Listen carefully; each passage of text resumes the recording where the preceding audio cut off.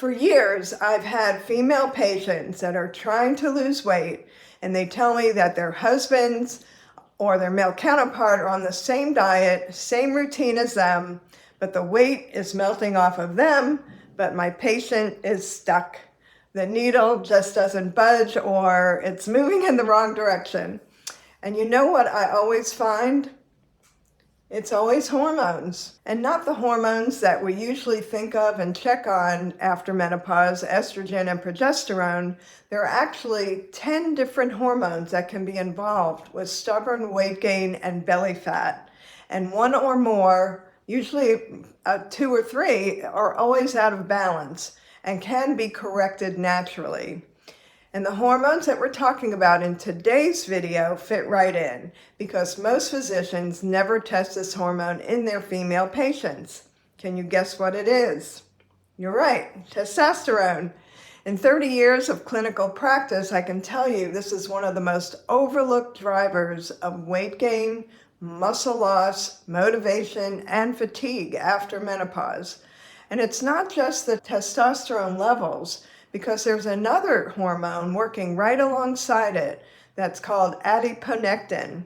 And together, these two control whether your body builds muscle or stores fat. And this is where things start to make sense for so many women who feel they've tried everything.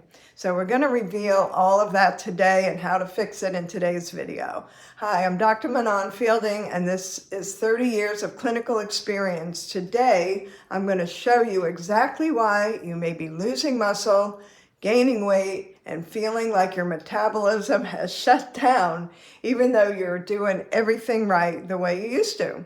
So let's get started. Now, if you've been following my series, you've probably started to notice a pattern. Each of these hormone pairs that we have discussed explains a different piece of why weight loss becomes harder after 45. And that's why our 10 Hormone Advantage program is so effective and important. And what we're covering today is another major missing link. So in episode 1, we covered the insulin-leptin loop, how insulin spikes drive fat storage and block your fullness signal. In episode 2, we covered the cortisol-ghrelin loop, how stress disrupts your sleep and drives those late-night cravings. But today we're delving deeper into very uncharted territory. It's about what your body actually does with the food after you've taken it in. And that has to do with these two hormones that most of us never consider or test for in connection with weight loss: testosterone and adiponectin. So think of it this way. Testosterone determines how much muscle you have, and adiponectin determines how efficiently you burn away the fat. And when both of these are low, which is very common after menopause, your body loses the ability to build muscle and burn fat. So this is not a willpower problem. It's a hormone signaling problem, and you just have to know how to turn those signals back on. But before we go deeper, I want to clear up something that most women have been told, and it's just not entirely true. We often hear that muscle loss and weight gain are kind of part of a normal aging process, and that may be partially true, but that's only part of the story. Because there really are two forces at play. You have your biology and genetics, just like changes in hormones happen at menopause, your estrogen levels, and it makes it harder to maintain muscle. But the second and often bigger factor is lifestyle, especially after about the age of 30, when so many women get involved in family and careers, and they do less strength training, they eat less protein, they do more sitting, and chronic dieting. And here's the key. While some muscle loss can happen with age, the rate and extent of that loss is largely influenced by how you use your body. So that's actually very good news, because that means that there's something we can change, and that's what we're going to talk about today. We're going to start with testosterone, because this is the one that surprises most women. When I say testosterone, usually I get one of two reactions. Isn't that a man's hormone? Or if I increase my testosterone, am I going to start growing facial hair? And I get it. And yes, what happens a lot of times when women take prescription testosterone, you could start growing facial hair, but that's why we're going to talk about how to increase testosterone naturally and safely. All right, testosterone is essential for women to maintain that muscle mass and strength, metabolism, motivation and drive, libido and sexual satisfaction, and recovery after exercise. And here's something important to understand. Muscle is our number one metabolic engine. And if testosterone drops, you lose muscle, then your body burns fewer calories, even when your activity level and your food is exactly the same. So many women feel like a rat running the wheel, faster and faster, but still gaining weight. Just like men aren't tested for estrogen, women and men both require testosterone and estrogen, both of them. And testosterone testing in women is kind of tricky because levels are much lower than men, and standard blood tests don't always reflect what's actually available in the body. And that's why this matters so much. Getting the right lab tests, such as the Dutch Complete, which covers a wider range of hormones. So what happens after menopause? Obviously, your testosterone declines at a gradual level, maybe not as fast as estrogen. But as it drops, you lose muscle. And women can lose up to 5% of their muscle during the menopause transition, especially if it's not addressed. Your metabolism starts to slow down, your motivation drops, and your daily movement decreases. So your recovery gets slower. And it becomes kind of this downward spiral, less muscle, slower metabolism, less movement, more fat. So how do you know if this is part of your picture? Ask yourself, is it harder for me to build or maintain muscle, even when I'm exercising? Is my libido noticeably lower than it used to be? Do you feel less motivated or driven than you used to? And are you recovering slower from workouts? Do you feel like your stamina has dropped? If you answered yes, I'd say to 2 or more of these, then testosterone is probably at least part of your issue. Now let's talk about the second hormone, the adiponectin, because this is the hormone almost no one knows about or understands. Adiponectin is produced by your fat cells. So you would think if I have more fat, I should have more adiponectin. But here's the twist. The more body fat you have, the lower your adiponectin tends to be.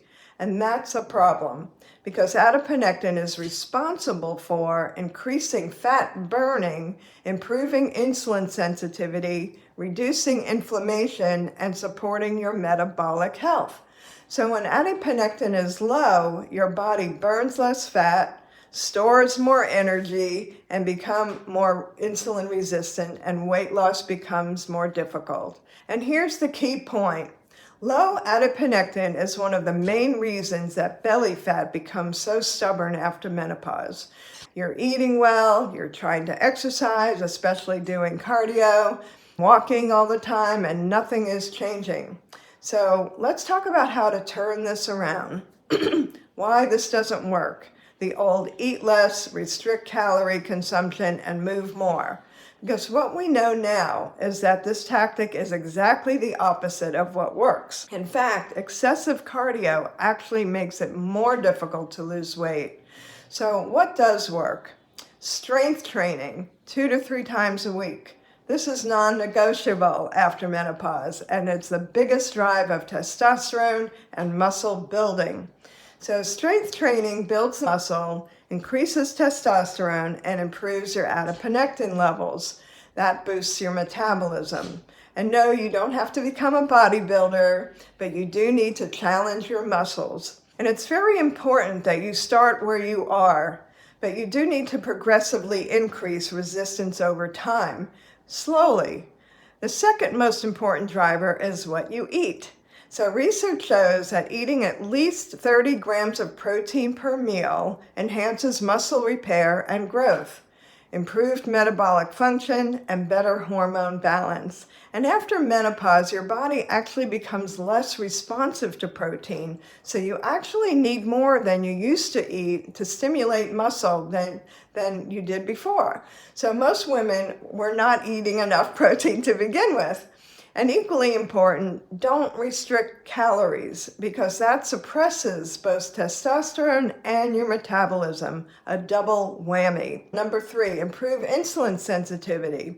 This directly supports adiponectin. So you're going to focus on eating more protein, healthy fats, and reducing your carbohydrates to under 90 per day, especially restricting refined carbohydrates. Number 4, daily movement. Walking and the general movement, maybe you have been doing that, does increase your adiponectin levels, and you're going to aim for 7,000 to 10,000 steps per day. This keeps your metabolism active even outside of workout days. So if you want additional support and faster results, there is one well-researched supplement to support testosterone and muscle building, and it is creatine monohydrate. So this has been very underrated for women, and many men that go to the gym already know about this, but many believe that it's the strongest supplement after protein intake. So studies show that creatine increases lean body mass, strength, and muscle performance in women, including postmenopausal women. And as a bonus, creatine also has demonstrated a neuroprotective effect on your brain that includes improved short-term memory, mental clarity, and enhanced mood. Pretty good. Now for adiponectin and metabolism, there's one supplement that is helpful, and that's berberine. 500 milligrams with meals. That improves your insulin sensitivity and supports adiponectin activity. So let me zoom out for a moment and explain. This is not just about weight. It's also about aging faster than your years, because muscle mass is one of the strongest predictors of how well we age. So women who maintain muscle have not only better metabolism, but they also have better balance and mobility, better bone density, which is critical in our age, better cognitive function, and when adiponectin is working properly, your body becomes much more efficient at using energy and burning that fat. So when you support these two hormones, you're not just changing your weight, you're also changing how well you ate. Pretty cool. So if you want the full system with all 10 hormones we're covering in this series, plus step-by-step guidance, take the hormone quiz now, link is in the description, and it will show you your top 2 hormone imbalances. Then inside our Holistic Hormone Skool, it will give you guidance step-by-step on how to correct those imbalances. And you can always tap into our complete targeted guaranteed weight loss program. And you'll get access to our full system inside the school. Now be sure to subscribe and like this video so you can receive notification on the next hormones in the weight loss series. And I'd love for you to drop a comment below about what surprised you the most in today's video. So thanks for being here. Namaste.